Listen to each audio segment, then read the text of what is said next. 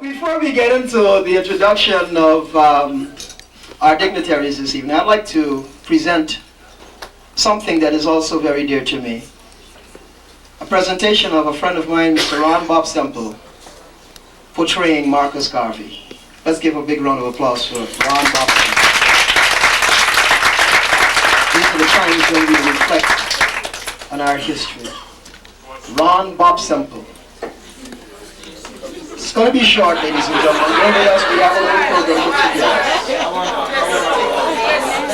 Step on up, Ron.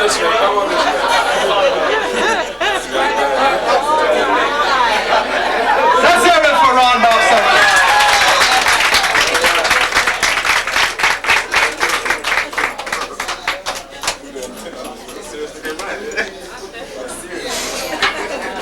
Brothers and sisters, good evening. Brothers and sisters, good evening. Good evening. I, Marcus Messiah Garvey, I'm the founder and first President General of the Universal Negro Improvement Association and African Communities League, an organization determined to unite all the black people of the world into one great body to establish a country and government absolutely their own. We are the descendants of a suffering people. We are the descendants of a people determined to suffer no longer. We shall organize 400 million black people of the world into one vast organization to plant a banner on the freedom of Africa.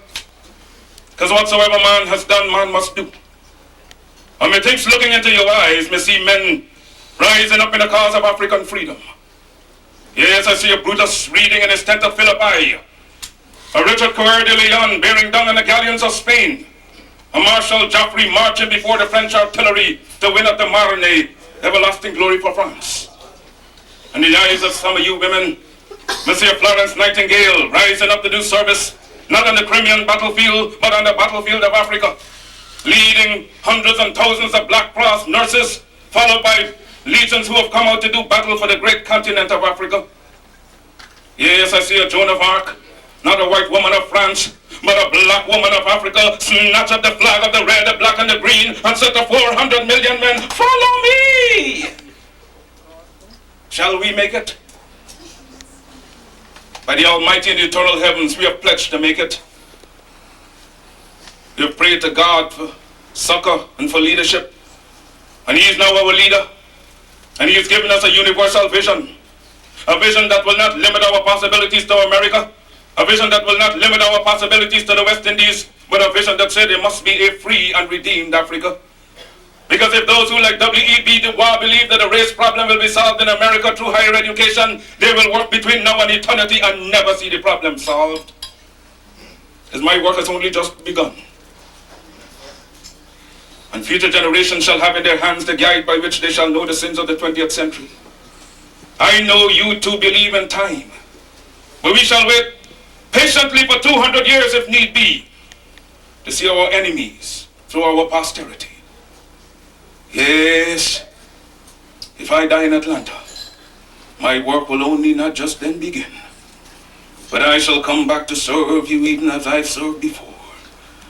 Because in life I shall be the same, in death I shall be a terror to the foes of African liberty.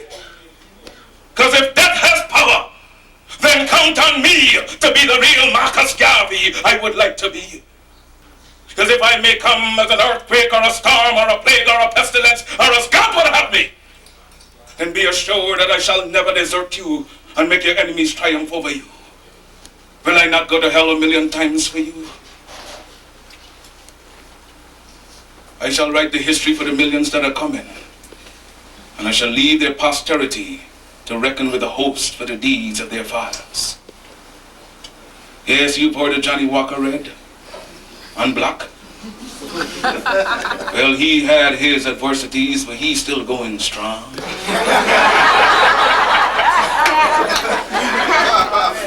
First black heavyweight boxing champion of the world was Jack Johnson. He was a strong man. He was strong wherever he went. He had beaten his white opponents in Australia, he'd beaten them in the United States, and he can beat them wherever they presented themselves. The African race could be like Jack Johnson. If it is strong in Africa, then it could be strong everywhere. Christ the crucified, Christ the despised. We appeal to you for help, for succor, for leadership. When you endeavor to carry your burden up the heights of Calvary, when white men spurned you, when white men scorned you, when white men spat upon you, when white men pierced your side out of which blood and water gushed forth, it was a black man in the name of Simon the Syrian who took your cross and bore it up the heights of Calvary. And now that we are bearing our burden, it being so heavy, we ask that you lead us on up the heights. Oh, the cause is grand, the cause is glorious. Sail on, sail on, sail on, O mighty ship of state, sail on. Sail on until the flag of the red, the black, and the green is perched upon the hilltops of Africa. With God's dearest blessings, I leave you for a while. One love.